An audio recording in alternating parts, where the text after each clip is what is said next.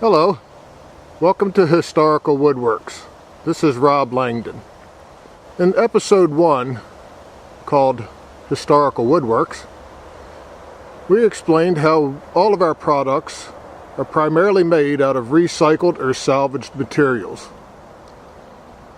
In episode 2, you saw how we matched a Civil War era stair tread and riser board made out of walnut and transformed it into a display case for a Civil War era bayonet. And that is the type of thing that we like to do. We like to try to match the era of the wood to the era of the items that people want to display in their display case. For our next project, I'm going to take you on a journey to an area where we salvaged the lumber. This little area has a pretty unique history behind it, and we thought maybe you would like to see where the lumber was coming from.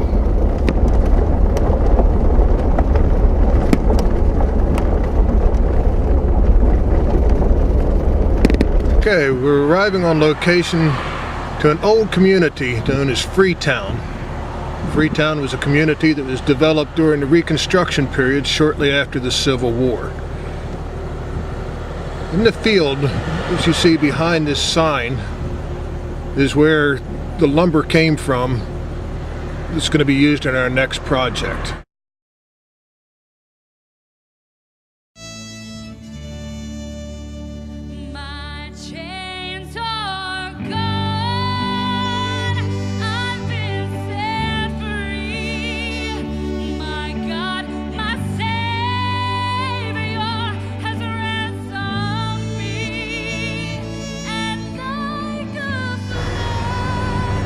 Let's take a drive down Freetown Lane and let me show you some of the other houses that are in this community.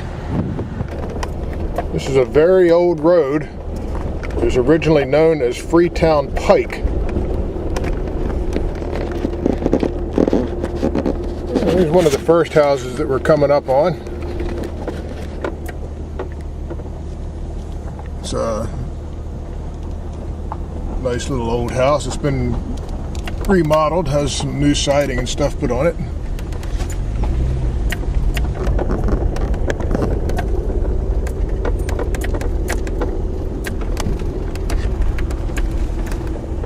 There's one that's trying to self-destruct, and it's under construction.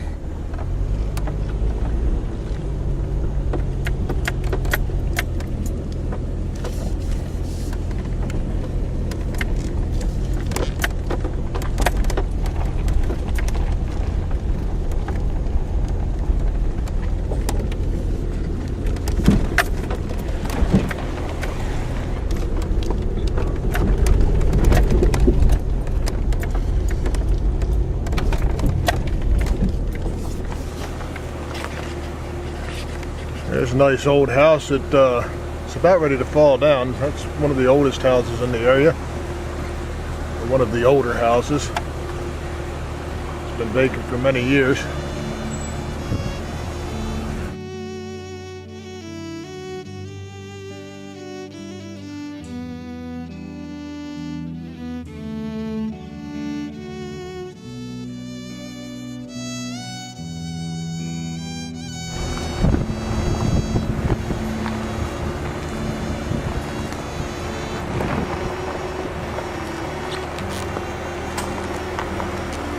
There's another old house. That's a nice old stone chimney. Yeah, this one is known as Terrell's Tavern on some of the documents I've seen. Now that you've had a tour of Freetown, one has to ask, what significance does Freetown play in their next project? Well, you saw a lot of the old houses, and you saw the spot where one of the old houses stood in the field behind the Freetown Lane sign. And The lumber that I'm going to be using for this project came from that house that stood in that field. Now, all these houses in Freetown were built during the Reconstruction period, shortly after the Civil War. The client expressed an interest in having his shelf made out of pine, which looked fairly rustic. And he's going to be displaying some Civil War period artifacts in his display cabinet. So I figured that these nice boards that came from the house there at Freetown would be a perfect complement to his Civil War artifacts. And these are old nice pine boards. We have to be real careful because, as you can see, they have old square nails in them. And they also have a coat of lead paint on it, which has to be dealt with.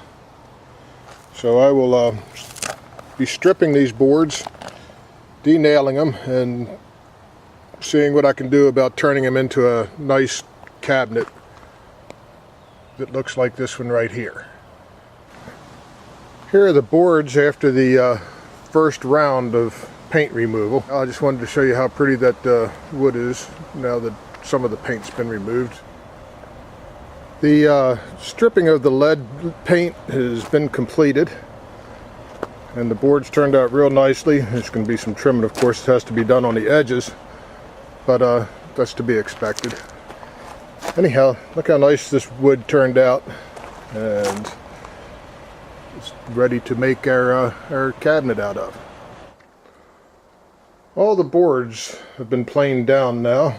They've been cut roughly to width and roughly to length. There's still some trimming to do where some powder post beetle damage became apparent after planing them down, as you can see right there on that board. And there's some over on that board right there. But these boards will all be cut to exact width and glued together to make the top of the cabinet as well as the two shelves that go in the cabinet. That's turned out to be some really pretty wood. These pieces that you see here have already been cut to length and cut to width. They've had the mortise and tenons cut in them, and they are ready to assemble to make the frame of the cabinet. All the pieces have been assembled now. The shell of the cabinet is complete. The middle shelf and the bottom shelf have both been glued up, and they're put in place. The top is not finished yet, but it's cut roughly to length, and it's sitting there on the top, and I'll glue that up shortly.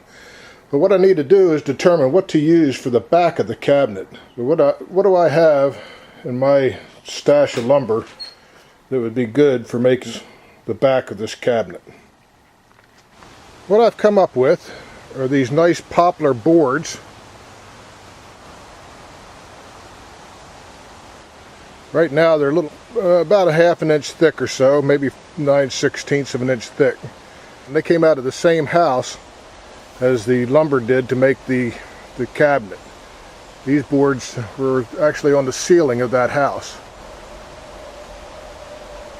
So I'm going to take those and plane them down and use those for the back of the cabinet. The poplar boards have been planed down and all cut to length, and they've all been put in place now, and the cabinet is complete. Thank you very much for coming along with us as we transformed the historical lumber from the house in Freetown into this beautiful display cabinet for my client.